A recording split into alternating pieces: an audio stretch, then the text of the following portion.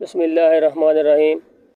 رسول اللہ صلی اللہ علیہ وآلہ وسلم نے فرمایا 3 دعائیں مقبول ہوتی ہیں، ان میں کوئی شک نہیں، مظلوم کی دعا، مسافر کی دعا اور بیٹے کے اوپر باپ کی دعا۔ جامع ترمذی حدیث نمبر 1905۔ نبی اکرم صلی اللہ علیہ وآلہ وسلم نے فرمایا ایک آدمی راستے پر چل رہا تھا کہ اسے ایک کانٹے دار ڈالی ملی، اس نے اسے راستے سے ہٹا دیا، اللہ تعالیٰ نے اس کے اس کام سے خوش ہو کر اس کو بدلہ دیا، یعنی اس کی مغفرت فرما دی۔ جامع ترمذی حدیث نمبر 1958۔